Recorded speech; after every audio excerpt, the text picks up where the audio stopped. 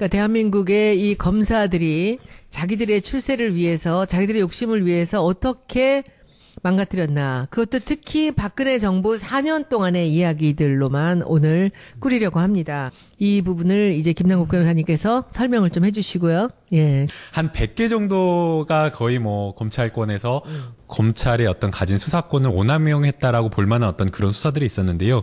그 중에서도 우리가 기억할 만한 것들, 저희가 첫 번째 가장 잘못된 수사였다라고 꼽는 사건은 아마 여러분들도 같이 그런 생각을 할 건데요. 바로 2015년도에 있었던 국정원 문건, 그 청와대 문건 유출 사건. 실제로는 청와대 문건 유출 사건이 아니었는데 박근혜 전 대통령이 기자회견에서 이거는 문건 유출이다, 국기문란이다라고 하면서 수사 가이드라인을 정해서 이 수사의 완전 방향을 틀어버렸던 이 사건. 사실 그 당시에 이게 문건 유출에 대한 수사가 제대로 됐다라고 한다면 우리 국민들이 촛불을 들 일도 없었을 텐데 그게 이제 수사가 가장 잘못됐기 때문에 이 수사부터, 이 2015년도에 있었던 문건 유출 사건부터 조금 짚어보고자 합니다. 예. 김 변호사님 그 사건 골라내시느라고 정말 애써주셨는데 그 전에 하나 말씀드리고 싶은 게 이명박 정부 때 검찰도 정말 어이없는 사건들 많이 했잖아요. 많았죠. 네. 대표적으로 미네르바 사건, PD 수첩 사건, 정현주 사장 배임 사건 뭐 이런 것들을 예로 들고 있는데요. 그거는 사실은 그 전에 또 언론에 많이 회자되고 해서 조금 찾아보시면 좋겠고, 박근혜 정부에서 있었던 사건들이 그 최순실 박근혜 게이트, 소위 국정농단 사건 때문에 묻혀가지고 조금 잊어버리시는 게 있는 것 같아서 이걸 이제 다시 한번 말씀드리고 싶었고, 또 하나는 이 사건에 등장하는 검사들의 면면을 보시면 이번에 왜 검찰 인사가, 그러니까 법무부 장관이 없는 상태에서 일부 검사들에 대한 인사가 왜 있었는지를 아실 수 있을 것 같아서, 그러니까 지금 이제 말씀해 주신 그 국정 개입 의혹 문건, 이것 때문에 국정농단 사태가 예방되지 못했다라고 말씀하셨는데 이게 아니었으면은 그 조응천 의원도 탄생하지 않았을 것이고. 네. 이 수사의 결과로 결국 처벌받은 사람이 조응천 의원, 박관청 경정 이런 네. 분들만 빠지고 십상시들 뭐 최순실 씨, 정윤회 씨는 다 빠져버린 결과가 됐는데, 이 사건 수사팀에 등장하는 검사들이 여기 네. 검사장이 김수남 검찰총장으로 나가신 분, 그 다음에 당시에 3차장이 유상범 검사, 이분이 이제 창원지검에 있으면서 그 이번에 그 좌천 대상에 포함이 돼서 광주고검 차장검사인가로 갔죠. 네. 이분이 이제 영화배우 유호성 씨의 친형인데, 이분이 이 수사가 잘못된 건지 그러면 다시 한번 규명해보자, 지금도 이렇게 하고 계시는 분이고요. 그 다음에 특수 2부장 임관혁 검사가 있는데, 이 임관혁 검사가 누구냐면 한명숙 총리 두 번째 사건.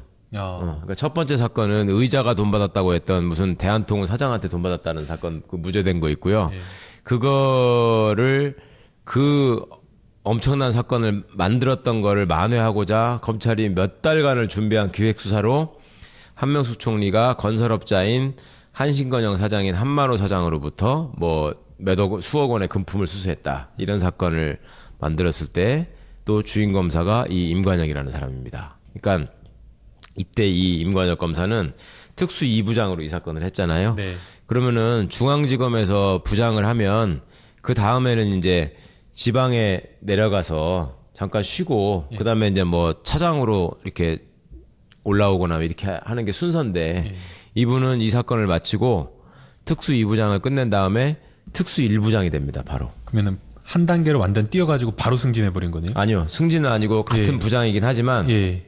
원래 특수부에 들어갈 때부터 그 같은 특수부장들이니까 네. 한번 들어가면은 이게 다 선호하는 좋은 자리잖아요. 예. 그러니까 이제 자리를 비껴줘야지 딴 사람도 할 거 아니야. 그걸 하고서 지방으로 한번 갔다 옵니다, 다. 예. 근데 지방으로 안 내려가고 특수 2부장에서 특수 1부장이 된 거예요. 그게 이제 검찰 안에서는 그냥 우리가 볼 때는 특수 2부장이나 1부장이나 똑같은 특수부 부장검사 아니냐 생각하는데, 서울중앙지검 특수 1부장의 경우에는 그 밑에 범죄정보과를 가지고 있어요. 자기 산하 부서로. 그래가지고 특수 2부장은 그게 없거든요. 예. 그러니까 특수부의 수석부장이기도 하거니와 그 밑에 범죄정보과를 갖고 있어가지고 정치인 관련한 무슨 그 비리 각종 같은 것들. 각종 비리 첩보라거나 아니면 뭐 연예인들이 뭐가 어쨌다거나 하는 스캔들에 관한 정보라거나 또 뭐 공직자가 뭘 어떻게 했다거나 하는 온갖 정보들이 모이는 데거든요. 예. 그러니까 특수 1부장이 정말 요직 중에 요직이라고 하는 데인데, 2부장을 마치고 바로 1부장으로 가고. 그러니까 이런 일들이 잘 쉽지 않은데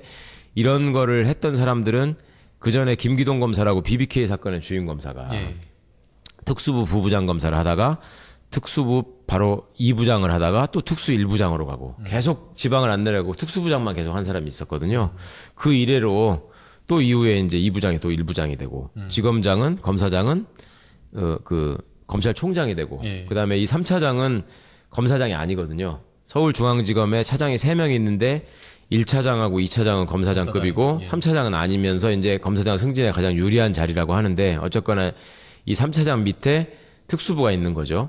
이 3차장도 역시 검사장으로 승진을 합니다. 네. 그러니까 이런 소위 대통령이 가이드라인을 정해준 대통령한테 치명적인 위험으로 닥칠 수 있는 사건을 이렇게 방향을 바꿔가지고 말아먹은 대가로 이분들이 좋은 자리를 찾아서 승진한 역사 이게 이제 남아있는 거죠. 네. 사실은 그 국정원 문건 유출 사건 고발 대리인으로 제가 참여를 했었어요. 아, 그러셨구나. 예. 예. 그 당시에 이제 새정치민주연합의 이제 외부 자문위원으로 해서 참여를 했었는데 사실은 그렇게 저희가 이것을 제대로 좀 수사를 해달라라고 요구를 했었는데 검찰에서는 수사를 철저히 했다라고 이야기를 하면서 하는 이야기가 사실은 이 작성된 문건이 청와대에서 작성됐기 때문에 허위 사실일 가능성은 거의 없지 않습니까? 그렇죠. 그렇다고 한다면 기본적으로 이 내용을 신뢰하고 가야 되는데 이 내용 자체를 신뢰할 수 없다. 그렇죠. 그래서 신뢰할 수 없는 이유가 뭐냐라고 물어보니까 수사를 안 한 게 아니랍니다. 수사를 했는데 뭘 수사를 했냐 보니까 이 문건에 나온 그 십상시들이 중국집에서 모여서 회의를 하는데 그 중국집을 확인을 해보니까 그 모여서 회의를 한 내용이 없다라는 겁니다. 그러니까 이 하나의 내용이 사실이 아니니까 나머지는 다 확인해 볼 필요 없이 다 그냥 허위라는 건 너무나 황당한 이야기였던 거죠. 그러니까 그게 별 의미 없는 내용이었다라고 하는 거는 대통령이 그걸 찌라시라고 먼저 규정을 해버렸기 때문에 해버리니까. 거기다 맞춰준 거잖아요. 네네. 참 하여튼. 예. 자, 그 다음에 이제 두 번째 저희가 꼽은 게 바로 이제 우병우 민정수석의 개인 비리와 박근혜 대통령에 대한 게이트. 그러니까 초기에 터져 나왔을 때 수사를 맡은 사람들 이 부분을 좀 짚어봐야 될 것 같은데요. 이것도 사실 문제가 굉장히 많았었죠. 이게 이제 그 처갓집 그 땅이나 뭐 이런 것들이 어떻게 된 거냐. 네. 처갓집 재산을 가지고 횡령한 거 아니냐. 그다음에 이거하고 관련돼서 나왔던 얘기가 아들 뭐 그 운전병 보직 코너링 사건. 그다음에 뭐 차가 뭐 마세라티냐 페라리냐 뭐 포르쉐냐 이런 얘기가 또 논쟁이 되기도 했고 이런 사건이었는데 이때 이제 수사팀이 그 유명한 윤곽근 고검장이 이제 이번에 사표를 내고 나갔죠. 윤곽근 고검장이 이때 책임을 진다고 말을 했고, 그 다음에 그때 당시에 기자들이 그렇게 취재를 했죠. 그 우병우 씨하고 연수원 동기고 잘 아는 사이로 알고 있는데 수사를 잘 할 수 있겠습니까? 네. 그러니까 이분이, 나도 검사다. 이런 말을 했어요. 그러니까 나도 검사다라고 했으면 검사로서의 명예와 자존심을 지키기 위해서 최선을 다해서 어떤 좌고우면하지 않고 정광석과 같이 정말 진실을 밝혀내는 수사를 기대를 하고 있었는데 결국 지금 드러난 걸 보면 깡통 수사였다는 거잖아요. 아무것도 하질 않았고 특검에 넘어간 기록을 보더라도 별다른 얘기가 없었고 오히려 사건을 초기에 망쳐가지고 우병우한테 시간을 벌어줬고 그래가지고 증거를 다 없애버린 결과가 된 정말 최악의 수사였습니다. 네. 이때 당시에 또 유명했던 말이 이 차장 중앙지검의 그 대변인 격을 했던 1차장 검사였나요? 백브리핑 하면서 자기도 민망한데 수사 결과 무혐의다. 아무 내용이 없다. 이런 황당한 검사 본인들이 수사하고도 민망했다. 저 사건으로 남은 거는 그 우병우 선생이 팔짱 끼고 웃는 사진. 그러니까요. 그거 하나 남은 거예요. 네.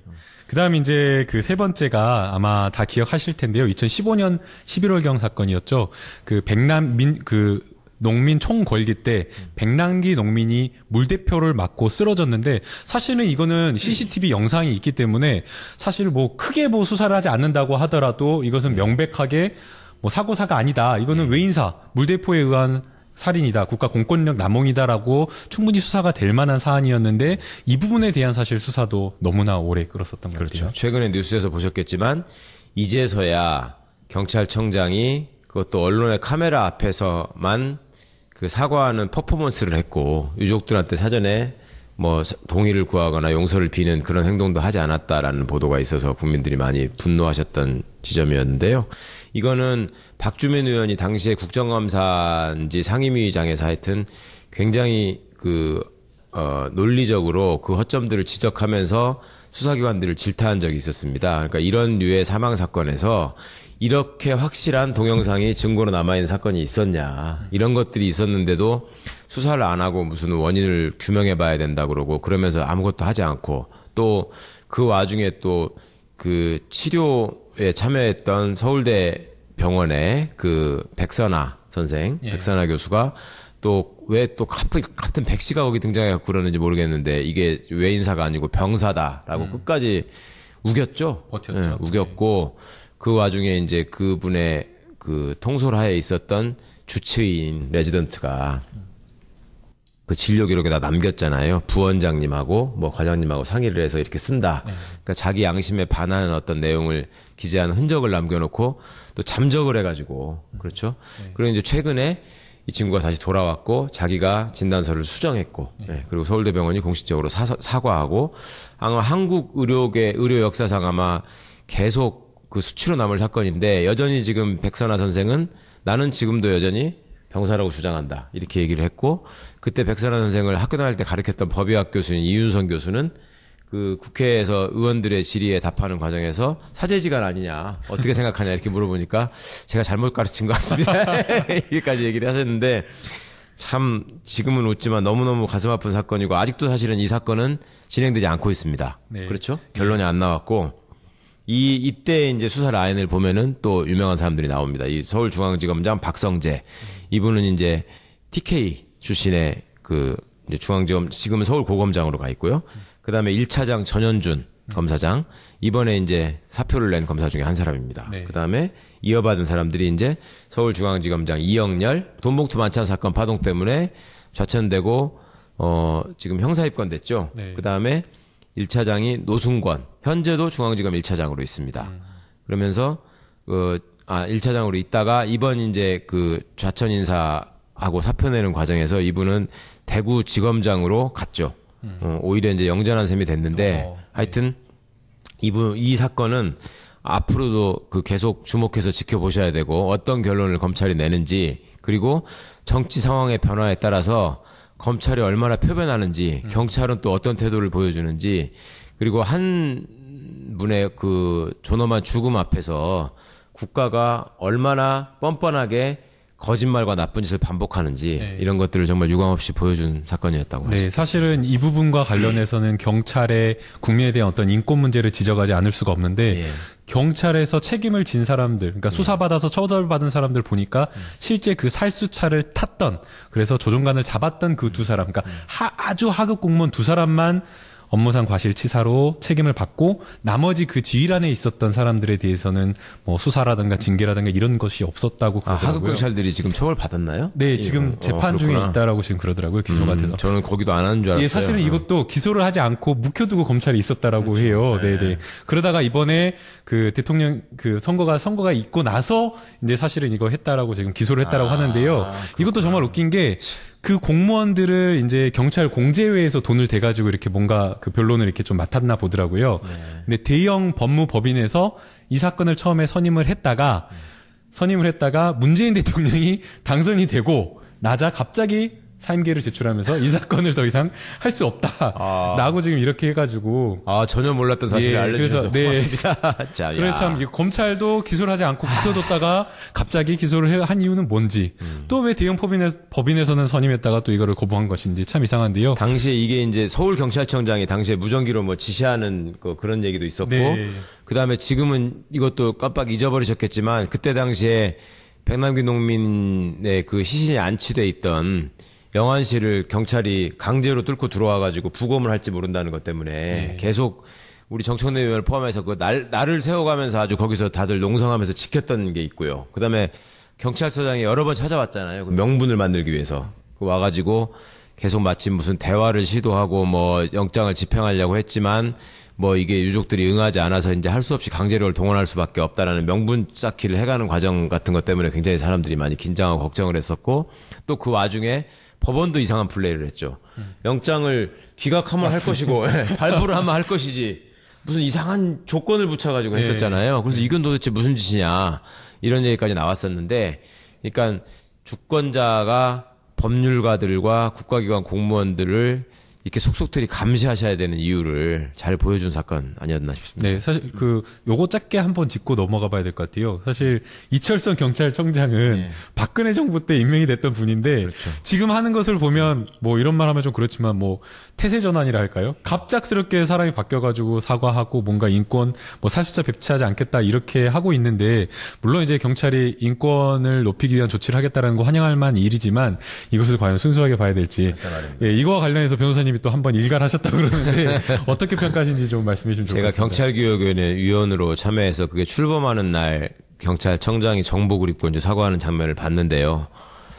저는 참 기가 막히더라고요. 그러니까 이 사건이 있을 때 이분이 경찰청 차장이었고 나중에 청장이 됐고 당시에 경찰청장으로 있었던 강신명 씨가 끝까지 사과를 하지 않았고 그 다음에 퇴임식 하는 자리에서 가족들로부터 꽃다발을 받고 환하게 웃으면서 퇴임하는 모습을 보였었습니다. 그 아버님을 잃고 울부짖는 그 유족들에게 단 한마디의 사과도 하지 않던 사람이 자기 퇴임식장에서 가족을 챙기는 모습을 보면서 아, 저는 정말 개인적으로 사람이 어디까지 잔인해질 수 있는가 이런 생각을 했었는데 그때 당시에 차장으로 그 사람을 보조하고 정말 수족처럼 움직였던 분이 청장이 되고 청장이 돼서는 또 언제 그랬냐는 듯이 90도 가까이 고개를 숙이면서 사과하고 앞으로는 절대 안 그럴 것처럼 하는 모습을 보였었는데 이거를 정말로 진심이든 진심이 아니든 그렇게 하지 않을 수밖에 없이 그러니까 앞으로는 절대로 그런 짓을 하면서 스스로 부끄러운 일이 없도록 하는 것이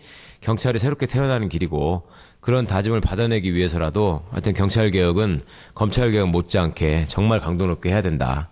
그리고 그때 출범하는 자리에서 그랬습니다. 이제 저를 위원으로 부른 이유가 저는 그 전에 사실은 경찰 관련해서 무슨 제가 글을 쓴 적도 없었고요. 뭐 경찰 관련 위원회에 참여한 적도 한 번도 없었는데 저를 부른 이유가 제가 지금 온데 다니면서 검찰을 비판하고 검찰을 권력의 개라고 아주 공공연하게 지목하고 다니니까 지금 나를 여기다 부른 것 같다 이렇게 제가 전제하고 그런데 검찰만 권력의 개라고 생각하는 사람은 그렇게 많지 않다. 경찰은 더하다고 생각한다. 그리고 솔직히 말해서 여기 앉아있는 경찰 간부들이 좋아서 여기 앉아있지 않는 거라고 나 알고 있다. 적어도 절반 이상은 너무나 이 자리가 불편하고 싫을 것이다. 대통령 하나 바뀌니까 내가 여기 앉아서 이런 얘기를 들어야 되나 싶은 분들도 있을 것이다. 하루라도 빨리 옷 벗고 나가시라. 그랬습니다. 근데 경찰개혁위원회 첫날이요? 예, 첫날.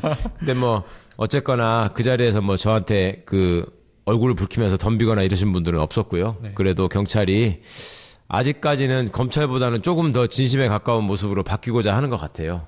그러니까 그거 한번 지켜봐야 될 것 같고 그리고 또 하도 표변을 잘하니까 언제 또 반대로 바뀔지 모르잖아요. 네. 끝까지 긴장을 늦추지 않겠습니다. 네. 저희가 이제 짧게 여러 가지 사건을 보고 있는데 이 사건도 매우 중요했던 사건 같아요.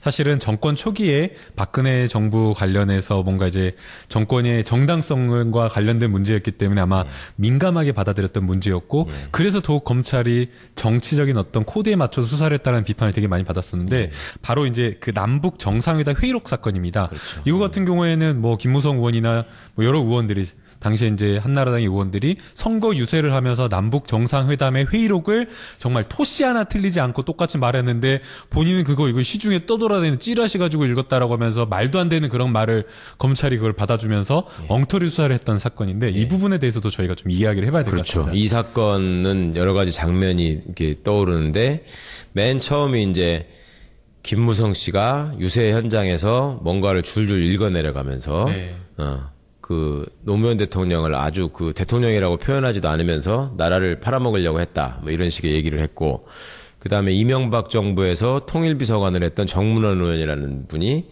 정치 생명을 걸고 자기가 뭐 증언하는 것이다. 뭐 이렇게 얘기를 하면서 얘기를 했고 서상기 정보위원장이라는 분이 또 등장을 했었고 그래가지고 이걸 가지고 뭐 확실한 진실인 것처럼 소위 NLL 공방이라는 걸 일으켰고 그 과정에서 세계 역사상 처음으로 정상 간의 대화록이 유출되는 일이 벌어졌고요. 그 대화록을 유출시킨 장본인이 또 국정원장이었고 남재준 씨. 그다음에 이 사건과 관련해서 우리 문재인 대통령께서 검찰에 출석해서 조사를 받았죠. 그 장면이 나왔고 그런데 정작 그 김무성 씨는 조사도 안 하고 계속 미루고 있다가 문재인 대통령이 출석 조사를 받으니까 할 수 없이 출석해서 조사받는 모양새를 갖췄고 결국 또 무혐의를 했고요. 그리고 이 결과 나중에는 결국은 이분들이 주장했던 게 전부로 허위로 밝혀지고 계속 무죄 판결을 줄줄이 받았고 당사자들도 뭐 사과하는 듯한 모습을 보였습니다. 그리고 그 박근혜 씨의 신복이라고 했던 윤상현 의원 같은 사람도 이거는 뭐 사실이 아니었는데 뭐 미안하게 생각한다라는 취지의 얘기를 하면서 이렇게 빠져나가려고 했는데 전형적으로 국가의 중대사를 선거에 정략적으로 이용해가지고 국제적인 망신을 산 대표적인 사례였다고 할 수 있고요. 여기에 이제 이 등장하는 또 검찰 지휘부가 아주 유명한 분들인데 그 중앙지검장 조영곤 씨, 조영곤 검사장 이분은 누구냐면 그 동영상 찾아보시면 나올 겁니다. 윤석열 검사가 국민적 스타로 떠오르게 됐던 국정감사장에서 기억납니다. 예, 네. 윤석열 검사가 이게 이렇게 해서 검사장님한테 보고를 드렸는데 이거를 뭐 야당 좋은 일 할 거 있어? 시켜줄 일 있어? 그러면서 그걸 그렇게 하면 어떡해? 라고 말씀을 하셔서 검사장님 모시고는 수사를 진행할 수 없겠구나 해서 제가 독자적으로 판단해서 진행할 수밖에 없었다는 얘기를 할 때 그때 야당 좋은 일 시켜줄 일 있어? 라고 얘기했던 사람이 조영곤 검사장입니다. 바로 그때. 네. 그리고 그 자리에 앉아가지고 뭐 이렇게 된 이상 그냥 다 말씀드리겠습니다 하면서 윤석열 검사가 쭉 얘기를 하니까 그 자리에 앉아가지고 이렇게 우는 모습을 보여요. 눈물을 닦아대면서 왜 그러냐고 그러니까 이렇게까지 이 사실이 왜곡될 줄은 몰랐다. 이런 또 기가 막히게. 이런 퍼포먼스를 했는데 하여튼 지금 검사가 아닙니다만은 이런 분들이 하여튼 중앙지검장으로 있었고요. 그 다음에 여기 2차장이 이제 이진한 너무 유명하신 분이죠. 예. 서울중앙지검에는 3명의 차장 검사가 있는데 아까 말씀드린 것처럼 3차장은 검사장이 아니지만 네. 특수부나 저 금조부 같이 힘센 부서들을 밑에 거느리고 있어서 언론의 주목을 많이 받고 있고 2차장은 공안을 담당하지 않습니까? 네, 네. 그리고 1차장은 형사부하고 전체 이제 조직의 살림을 담당하는 이제 수석 차장인데 이 이진한 차장 검사가 공안 검사로서 그 어떤 회식 자리에서 여기자를 성추행했다. 예, 이것 때문에 결국 한직으로 밀려났다가 그 권토 중내를 노렸지만 재개하지 못하고 이제 사표를 내고 나갔습니다. 그런데 이 이진한 검사도 공안부에 있으면서 그 여러 가지 하여튼 뭐 문제 있는 사건들을 많이 처리를 했었고요. 그 다음에 그 서상기 의원, 뭐 김무성 씨, 권영세 의원 이 부분들 나중에 또 처리할 때는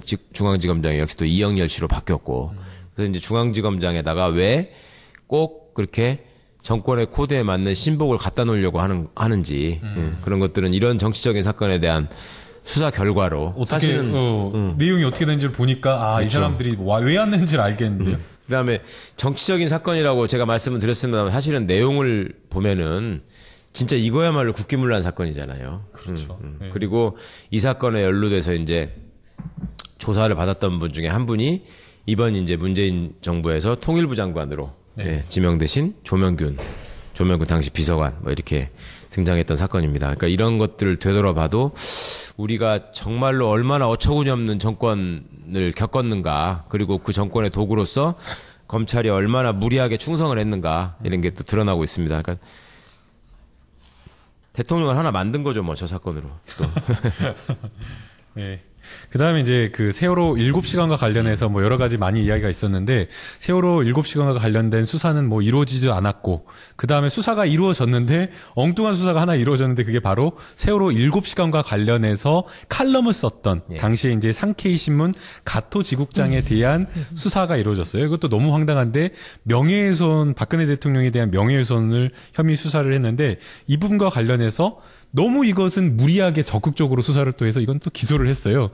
그런데 이제 기소를 했는데 결과가 결국에는 국가적인 망신이었죠. 그러니까 뭐 일본 정부가 공식적으로 항의를 했죠. 그렇죠. 그러니까 이제 외교적으로도 굉장히 창피한 사건이었거니와 상대가 일본이기 때문에 더 부끄러웠고, 이 산케이 신문이라는 신분이 그렇게 신문의 품질이나 기사의 이 순도가 그렇게 그 높은 평가를 받는 신분은 아니라고 알고 있습니다. 그러니까 일본의 보수 우익을 대변하는 신문이라고 알고 있고, 그 다음에 이 가토지국장이라는 사람이 무작정 어떤 얘기를 날조해가지고 쓴 것이 아니라 당시 시중에 엄청나게 많은 소문들이 돌고 있었고, 그 소문의 하나를 조선일보 최보식 기자라는 사람이 정리를 해가지고 무슨 그때 당시에 이제 정윤의 미래설 이런 것들이 이제 주요 그 타겟이 된 이유가 된 건데, 그걸 이제 인용해가지고 기사를 쓰고 조선일보는 멀쩡하게 넘어가고 일본 산케이 신문을 데려다가 계속 조사를 해서 기소한 뭐 이런 사건인데. 조선일보는 놔두고요. 예, 조선일보는 아무 일 없었죠.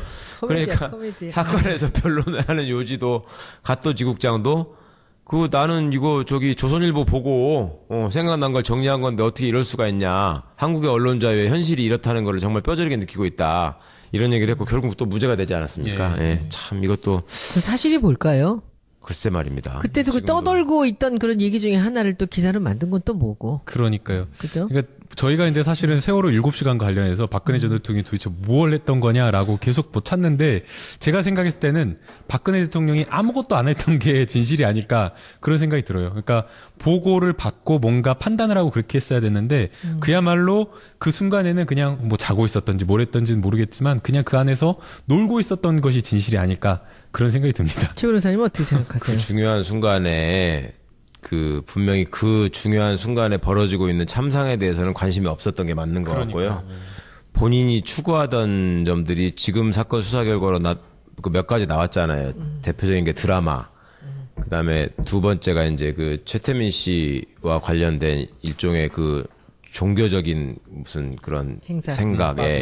그다음에 세 번째가 이제 미용 시술 내지는 건강에 관한 처치 뭐 이런 것들이 있었는데 결국 특검에서도 명확하게 규명이 되지 않았고 이 부분의 진실을 알 수 있을 것 같은 사람들 뭐 이영선 행정관이나 윤전추 행정관이나 또 안봉근 비서관 이런 사람들이 조여옥 대위 다들 무슨 모르쇠로 일관하는 상황이 돼서 진실은 아직도 뭐 갇혀 있긴 합니다만은 지금 김경준 씨가 트위터에다가 계속 진실을 알려가지고 유영하 변호사가 예전에 와가지고 돈 같은 거 주겠다라고 제안하면서 나를 회유했던 기획입국설의 당사자였다라고 얘기하니까 이해운 의원이 김어준 뉴스공장인가 출연해가지고 그 얘기를 했다고 그러죠. 어머 진짜 진실이 밝혀지는 날이 오는군요. 이렇게 얘기를 했다고 그래요. 그래서 이제 왜 그랬나 봤더니 그때 당시에 당내에서 이해운 의원이 그 기획입국을 위해서 김경준을 접촉한 당사자로 지목이 되고 있었대요.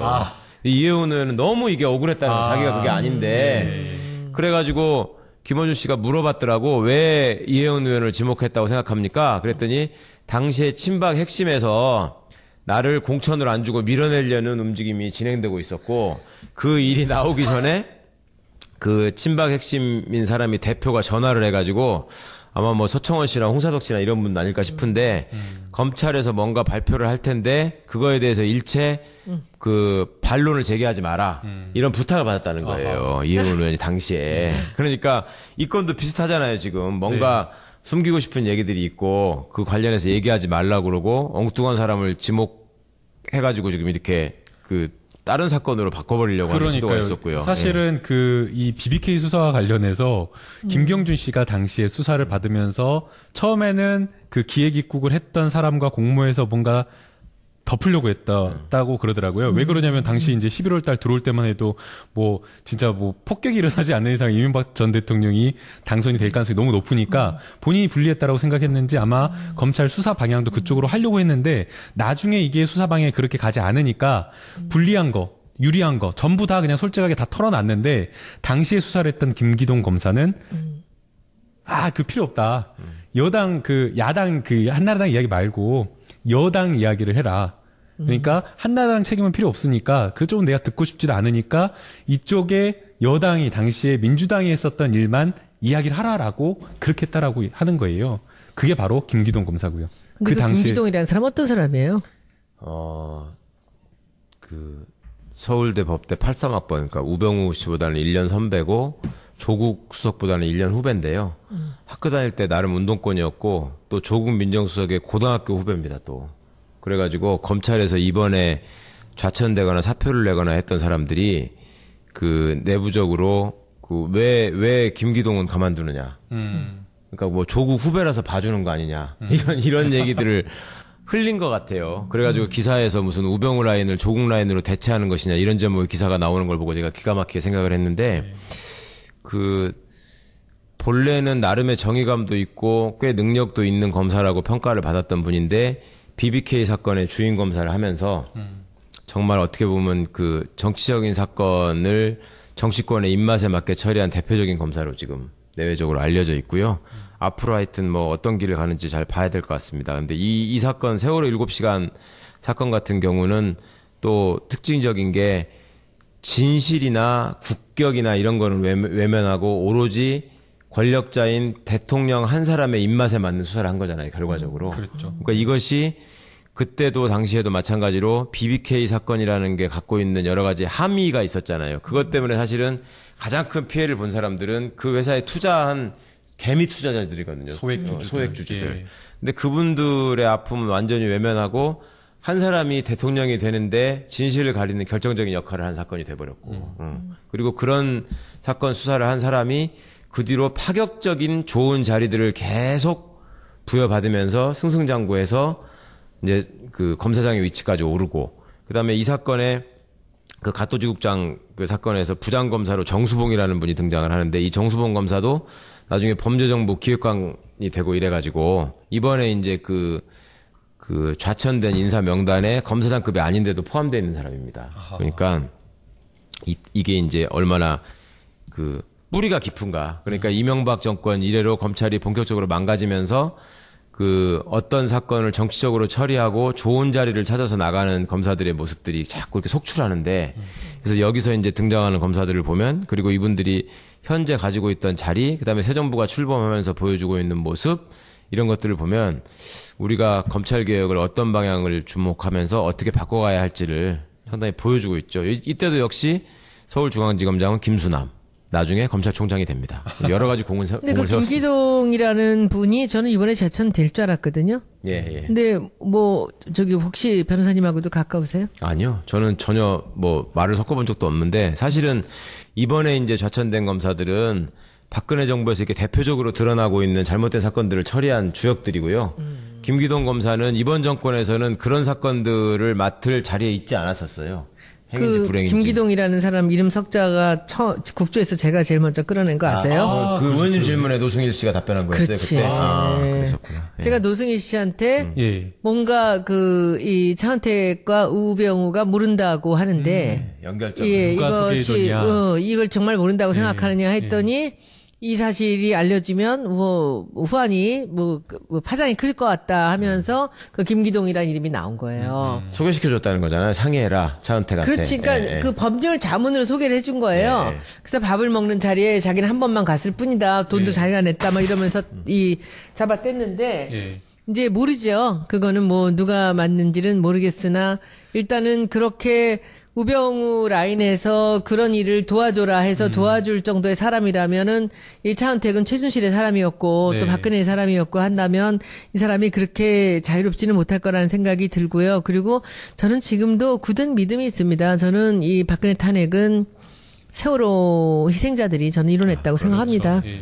그래서 그 7시간은 뭐 잠을 잤던 뭐 시술을 했던 저는 그 7시간이 가장 중요한 이번 이 탄핵의 사유였다라는 것, 그리고 끝까지 답을 못했잖아요. 그러니까. 근데 이 진실도 아마 세월이 지나면 드러나겠죠. 아니, 멀지 않아 드러나겠죠. 관련되는 사람들이 많으니까. 그럼요. 예. 많으니까 근데 드러날 굉장히 것 같고. 하찮은 그런 이제 스토리들이 나올 것 같고, 그래서 우리는 또 참 허탈해질 것 같다는 생각도 들지만 저는 이 탄핵에 굉장히 중요한 그런 요인이 됐다라는 것은 좀 다행이라고 생각합니다. 그러니까 검찰 내외부에서 의원님 말씀하신 것처럼 김기동 검사장을 우병우 라인의 핵심에 포함되는 사람이다라고 지목하는 의견들이 많은데요. 그거를 이제 이번에 좌천 대상에서 빠진 거는 이렇게 이제 막 너무나 망가뜨려버리는 확실하게 이상한 사건들에 거기에 등장하지 않았다라는 말씀을 제가 드렸는데, 그 전에 이 김기동 검사는 뭘 했냐면은 그 박근혜 대통령의 특별 지시로 방위사업비리 그 합동수사단이 출범을 하는데 그 단장 자리를 검사장 승진이 눈앞에 있는 검사들이 엄청나게 원했어요. 그게 왜냐하면 검찰 내부에서 소위 승진의 직선 코스로 알려져 있는 자리들이 몇 가지가 있는데 이 방산비리 특별수사단은 대통령 지시로 만들어진 자리잖아요. 직속으로. 네. 그러니까 이 수사를 하면은 당연히 이름이 많이 언급될 수밖에 없고 대통령 소위 하명 사건을 특명을 받아서 잘 수행하는 검사가 되기 때문에 검사장 승진 영순이다라고 다 받아들였거든요. 그래가지고 이 자리를 놓고 제가 알고 있기로 당시에 서울중앙지검 3차장이라는 아주 검사장으로 갈 수 있는 유력한 자리에 있었던 이 유상범 검사도 그 단장 맡기를 엄청나게 기대하고 원했었어요. 그리고 3차장이니까 갈 수 있는 가능성도 높다고 봤어. 근데 그 사람을 제끼고 김기동 씨가 그 자리를 맡았어요, 단장을. 그것도 그때도 지방 근무해야 될 타이밍인데 그걸 딱 맡아가지고 서울에 또 계속 있었거든. 예. 그러니까 능수능란한 사람이네. 사람들이 딱 보고 검찰 내부에서도 야 역시 김기동이 세다. 뭐가 있다. 그래 그거 아니나 다를까 그 자리에서 바로 검사장이 됐고요. 예. 그래서 그때 이제 그 수사를 그나마 잘 했으면 또 모르겠는데 지금 국민들 일반에서 이제 방산비리가 굉장히 그 나쁜 사건들이 많고 뭐 여러 가지 해악을 가져왔다고 그 생각하셨는데 초반에 언론 플레이 때문에 과장된 사건들이 꽤 많습니다. 그러니까 법원에서 무죄가 속출해가지고 거의 반 이상이 지금 무죄가 나고 있는 걸로 알고 있어요. 그러니까 얼마나 그때도 이제 권력차의 어떤 입맛에 맞추기 위한 무리한 수사가 있었다라는 증거가 되고 있고 또 그 수사의 어떤 모델을 구상하고 총괄한 사람이 우병우 씨라고 알려져 있거든요. 그러니까 이게 수사라고 하는 것이 정의와 진실을 위해서 이루어지는 게 아니라 권력의 어떤 입맛 또 정치적 지지 이런 걸 위해서 활용된다는 걸 또 보여준 정해진 사건이기도 합니다. 결과를 위해서 자기들이 역할을 하는 거죠. 다음은 다음에 이제 마지막이 바로 이제 2013년도 당시에 이제 국회에서도 굉장히 논란이 됐던 사건인데요. 바로 국정원 댓글 사건과 관련돼서 감금 사건. 사실은 그 당시에 이제 민주당 의원들이 그 국정원 여직원이 오피스텔에 있으니까 노트북을 들고 나와라라고 하고 있었던 상황인데 그것을 검찰에서는 오히려 역으로 국정원 여직원을 감금했다라고 한 기소한 사건인데요. 정말 이거는 기가 막히지 않을 수가 없는 사건인데 이걸 사실은 제가 2년 반 동안 그 선임을 해서 이제 무죄를 1심을 받았고 그다음에 이제 한 2주 뒤에 항소심에서 이제 결과를 기다리고 있는 상황인데요. 이 부분도 굉장히 웃겨요. 1심에서 무죄를 정말 2년 반 동안 열심히 다퉈가지고 무죄를 받아냈는데 판결문에 그런 내용이 들어가 있어요. 한 문당에 이게 감금죄는 안 된다. 그러니까 주거 침입죄는 되는 것은 변론으로 하고라도 감금죄는 성립할 수 없다라고 이 판결문 안에 들어가 있거든요. 그러니까 1심 재판부에서는 이게 그 안에 그 오피스텔 복도에서 소란스럽게 떠들고 막 이렇게 위력을 보였기 때문에 주거 침입은 될 수 있을지 모르겠지만 어쨌든 지금 검찰이 기소한 감금죄는 안 된다라고 판단을 한 거예요. 그래서 오피스텔의 복도가 무슨 주거 침입이에요? 복도도 이제 법률적으로는 보호해야 될 주거라고 평가를 하고 있거든요. 근데 이제 이게 웃긴 게 항소심 들어와서 검찰에서 최초로 하겠다라고 한 것이 공소장을 변경하겠다라고 한 거예요. 주거 침입으로.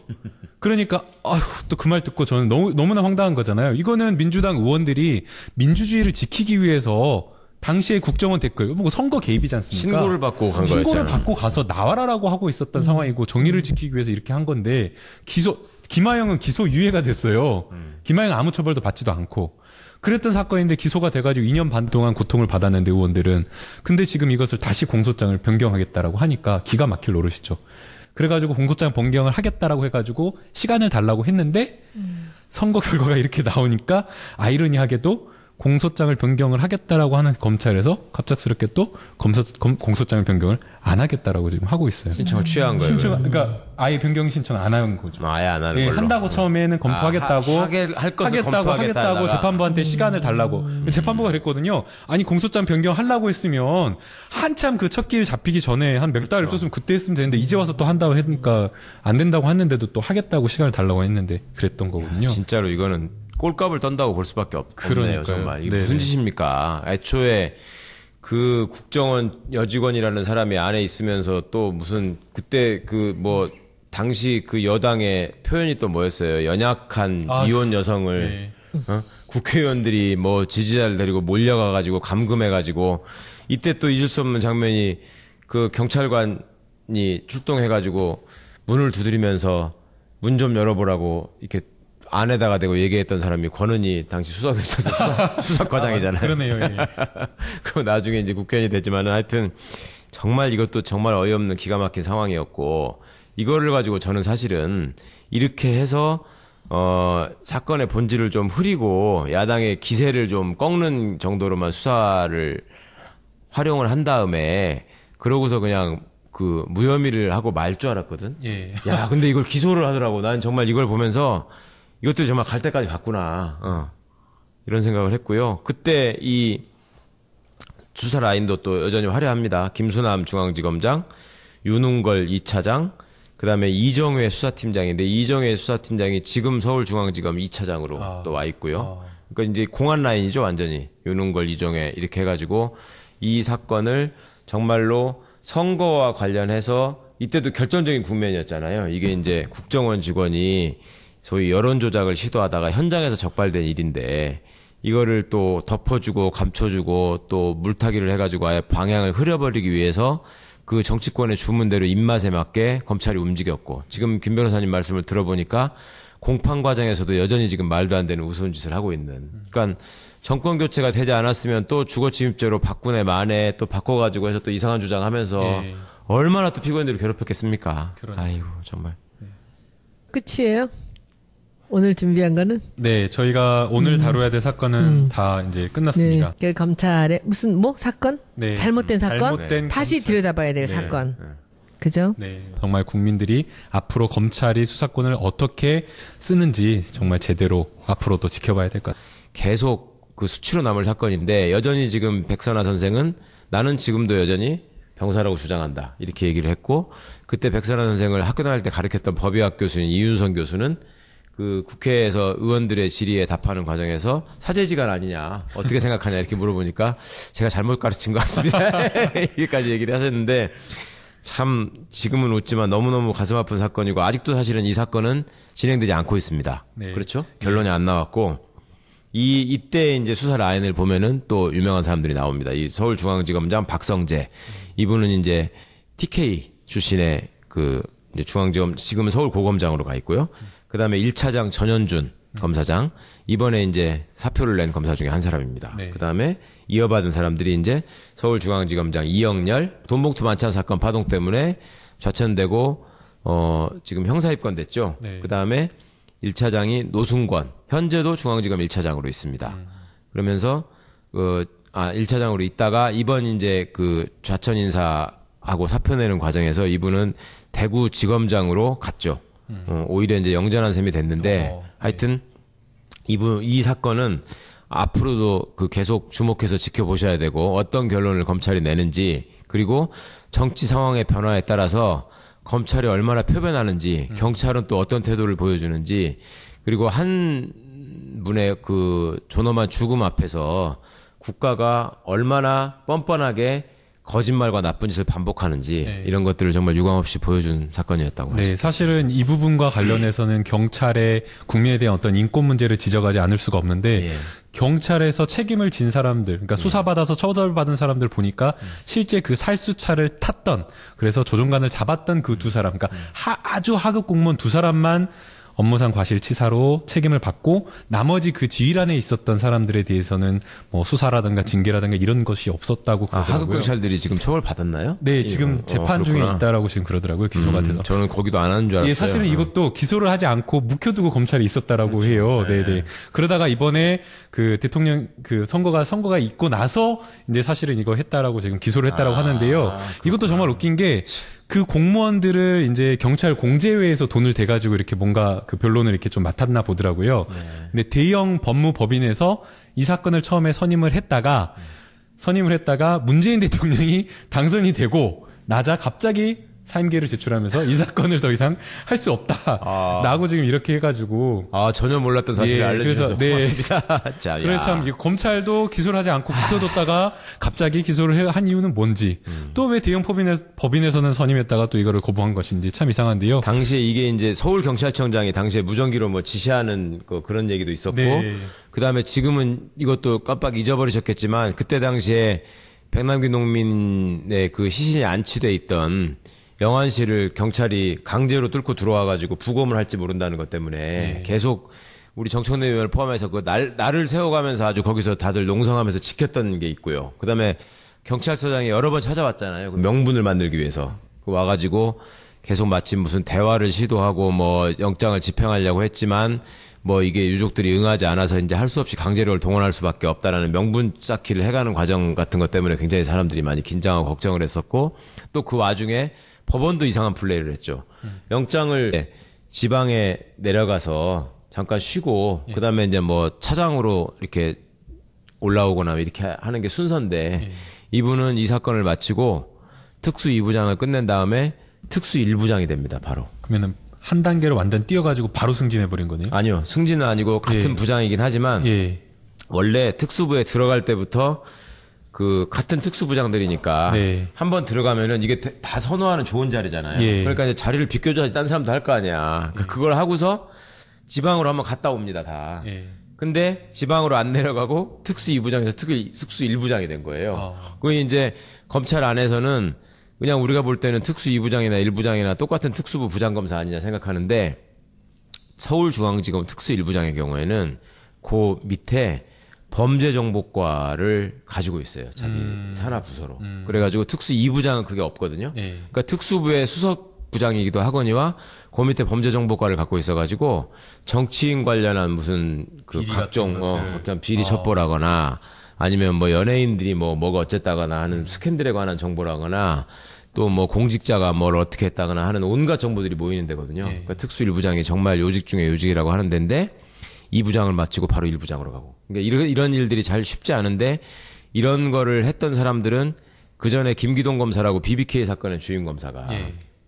특수부 부부장 검사를 하다가 특수부 바로 2부장을 하다가 또 특수 1부장으로 가고 계속 지방을 안 내려가고 특수부장만 계속 한 사람이 있었거든요.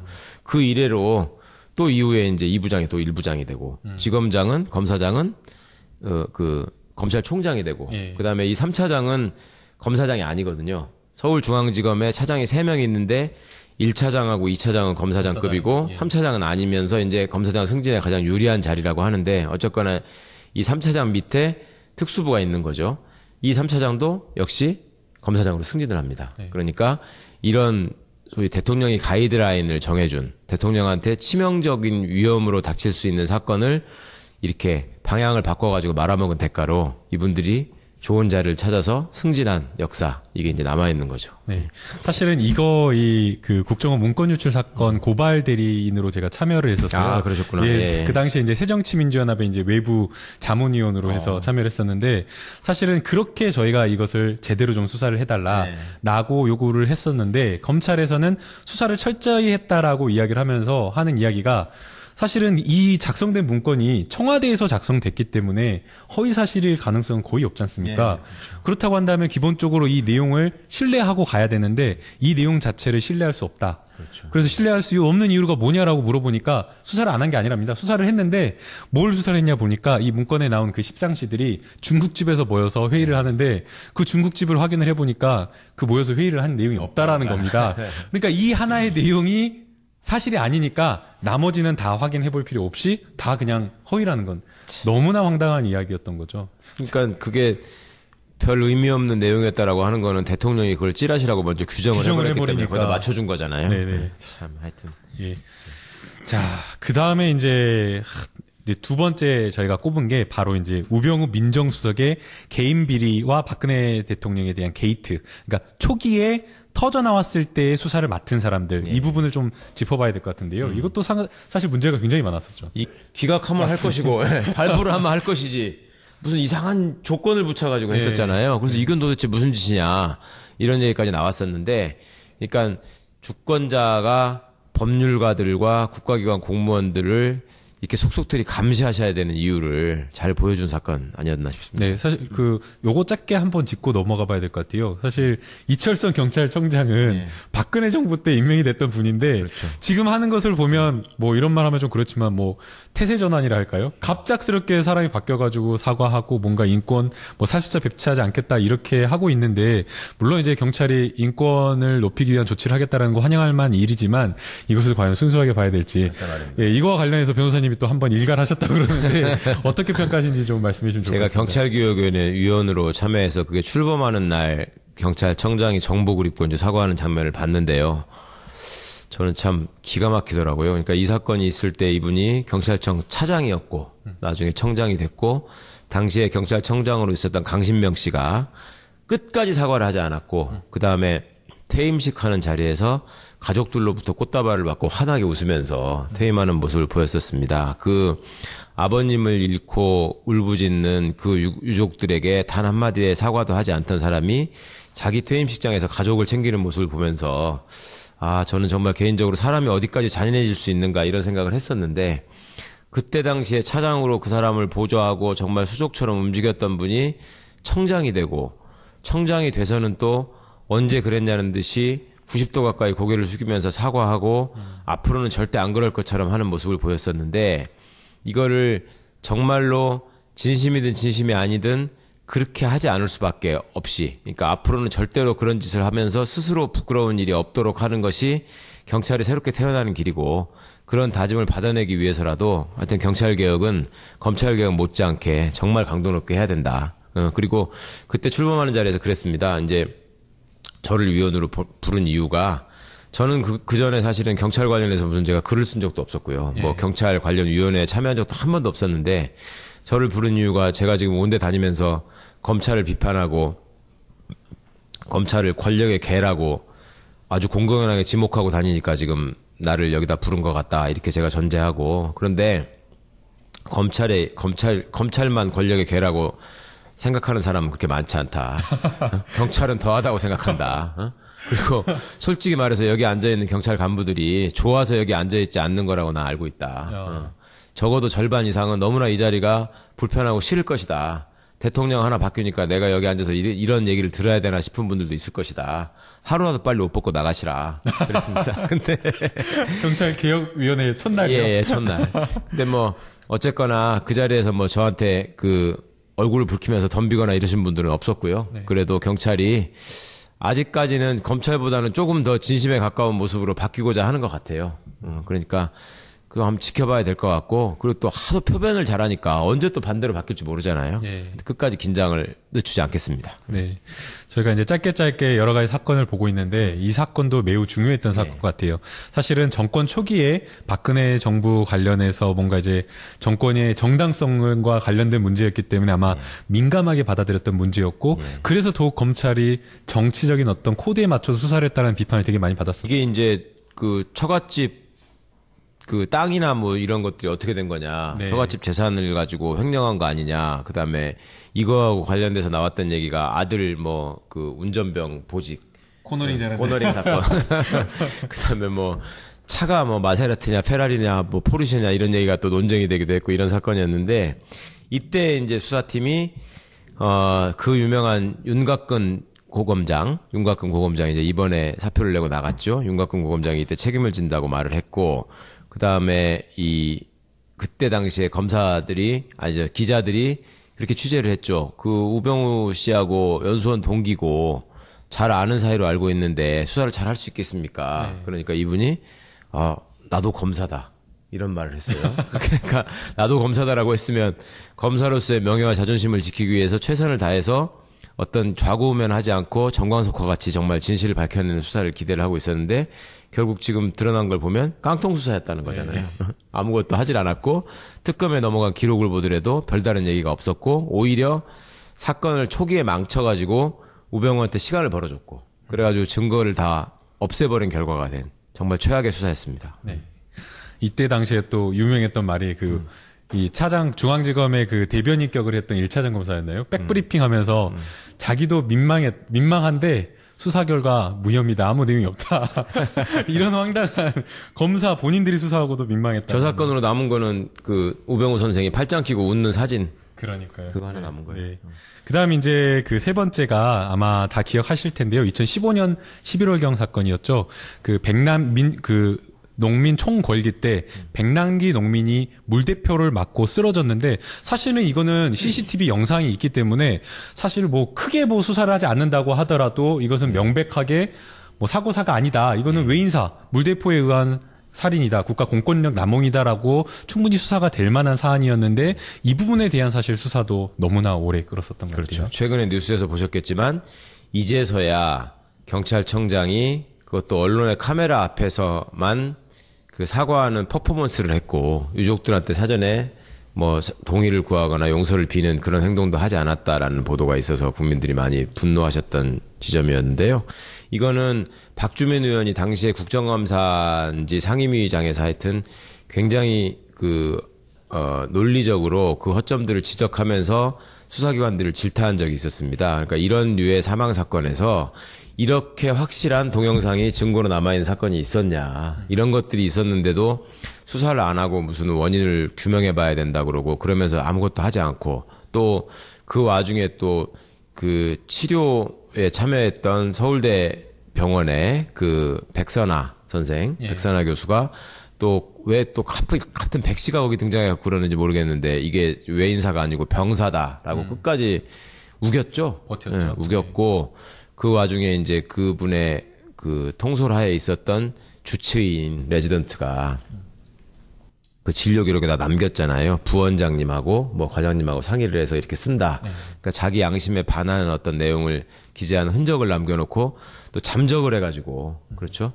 그리고 이제 최근에 이 친구가 다시 돌아왔고 자기가 진단서를 수정했고 그리고 서울대병원이 공식적으로 사과하고 아마 한국 의료계 의료 역사상 아마 그러니까 대한민국의 이 검사들이 자기들의 출세를 위해서 자기들의 욕심을 위해서 어떻게 망가뜨렸나. 그것도 특히 박근혜 정부 4년 동안의 이야기들로만 오늘 꾸리려고 합니다. 이 부분을 이제 김남국 변호사님께서 설명을 좀 해주시고요. 예. 한 100개 정도가 거의 뭐 검찰권에서 검찰의 어떤 가진 수사권을 오남용했다라고 볼 만한 어떤 그런 수사들이 있었는데요.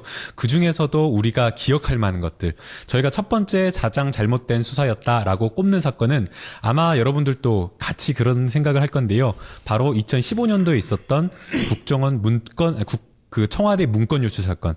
실제로는 청와대 문건 유출 사건이 아니었는데 박근혜 전 대통령이 기자회견에서 이거는 문건 유출이다. 국기문란이다라고 하면서 수사 가이드라인을 정해서 이 수사의 완전 방향을 틀어버렸던 이 사건. 사실 그 당시에 이게 문건 유출에 대한 수사가 제대로 됐다라고 한다면 우리 국민들이 촛불을 들 일도 없었을 텐데 그게 이제 수사가 가장 잘못됐기 때문에 이 수사부터 이 2015년도에 있었던 문건 유출 사건부터 조금 짚어보고자 합니다. 예. 김 변호사님 그 사건 골라내시느라고 정말 애써주셨는데 그 전에 하나 말씀드리고 싶은 게 이명박 정부 때 검찰도 정말 어이없는 사건들 많이 했잖아요. 많았죠. 네. 대표적으로 미네르바 사건, PD 수첩 사건, 정현주 사장 배임 사건 뭐 이런 것들을 예로 들고 있는데요. 그거는 사실은 그 전에 또 언론에 많이 회자되고 해서 조금 찾아보시면 좋겠고 박근혜 정부에서 있었던 사건들이 그 최순실 박근혜 게이트 소위 국정농단 사건 때문에 묻혀가지고 조금 잊어버리시는 게 있는 것 같아서 이걸 이제 다시 한번 말씀드리고 싶었고 또 하나는 이 사건에 등장하는 검사들의 면면을 보시면 이번에 왜 검찰 인사가 그러니까 법무부 장관이 없는 상태에서 일부 검사들에 대한 인사가 왜 있었는지를 아실 수 있을 것 같아서 그러니까 지금 이제 말씀해 주신 그 국정 개입 의혹 문건 이것 때문에 국정농단 사태가 예방되지 못했다라고 말씀하셨는데